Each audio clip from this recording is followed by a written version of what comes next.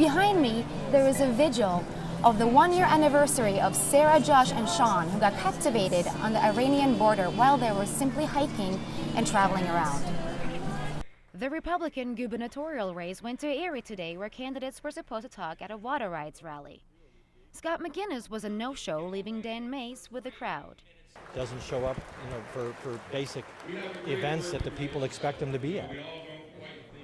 Despite being under fire about allegations of plagiarism on his water rights research, spokesperson Josh Green says McInnes is not going to give up on this election quite yet. We're in it to win it. Nothing worth doing in this game is ever easy. The writing in some cases mirror the work of Colorado Supreme Court Justice Gregory Hobbs. Well, first of all, there was a mistake made. I mean, we set out early on when I got out of Congress, I had an opportunity to do something I really wanted to do, and that's focus on water, The Hassan Family Foundation hired McInnes to do the research, and McInnes hired a research advisor whom he's blaming for the blunder. In a letter from the foundation, the statement reads, "If indeed Mr. McInnes was working with a research advisor, it was never brought to our attention nor authorized." McInnes was paid $300,000 over a 2-year period by the foundation, and now they want their money back. First of all, intend to sit down with the foundation and say, what do we got to do to get this correct? Political analyst Eric Sunderman says this incident is jeopardizing McInnes' position in the race. Prominent members of your own party say the gig is up, the clock is expired. That's when you know you're in trouble. Ina Damuri, CBS4 Denver.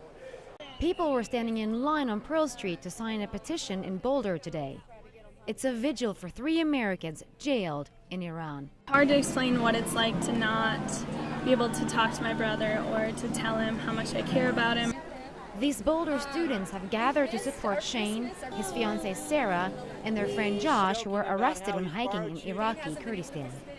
They have been in jail for a year now, and Shane's sister Shannon is trying to understand why her brother can't come home. It's still kind of not real to me, just because I don't get why it's still going on. All 3 have actively opposed the war in the Middle East, and Shane has written investigative reports about the war for both the nation and Mother Jones. Shane, Sarah, and Josh are peacemakers, environmentalists. Shannon is hoping to get enough signatures to open up a dialogue between the U.S. and Iran, so her brother, Sarah, and Josh can come home. They're not spies, criminals, or expendable pawns in a political game. The 3 have only been allowed 1 phone call this entire time. They said, as far as physical, they're okay, but psychologically, it's been a year, so it's been really hard. Shannon is sending the petition to the Iranian special interest sections at the Pakistani embassy in Washington, hoping each signature sends a message of support. Ina Damuri, CBS4 Denver. The parade with a 17-foot dragon accompanied by Eastern drums maneuvered through thousands of visitors at the Dragon Boat Festival this weekend. To educate Coloradoans about the depth and the breadth of the Asian Pacific American communities and to celebrate our culture. The market and the different foods from several different countries was, of course, a major draw.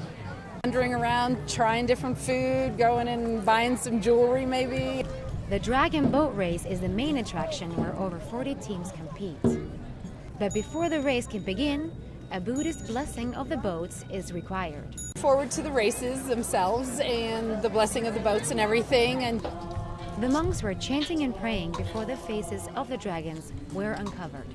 It's a symbol for us, and it's always about purity and heart and spirit.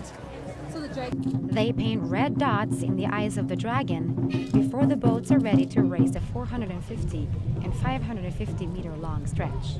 Seeing all the different outfits and the boats on the water and cheering for the boats, they like that.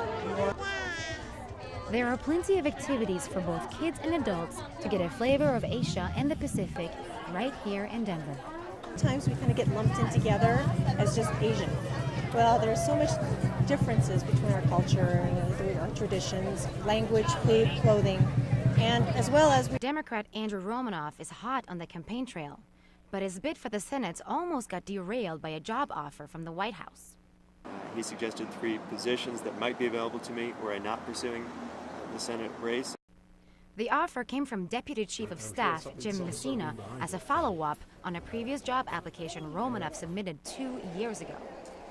Republican Senate candidate Ken Buck finds the offer to be dishonest campaigning. And frankly, it doesn't matter whether Andrew Romanoff initiated the conversation or not. The response should have been, run for office. Let the people decide in Colorado who the best candidate is. Both parties in the past have been accused of manipulating positions to ensure some candidates in political races. In Washington, D.C., our elected officials need to represent the people of this country, and they're not doing that. They're more interested in their own political survival. Buck admits that this job offer is the same as what his own party has done in the past. Fire. Oh, Republicans are trying to start a fire, and Democrats tried to start a fire with President Bush firing, U.S. attorneys. Romanoff has no comment regarding the job application, but points out that his only focus is the Senate race. Mr. Messina informed me that the White House would support Senator Bennett. I informed him that I had made my decision to run. Ina Damuri, CBS4 Denver.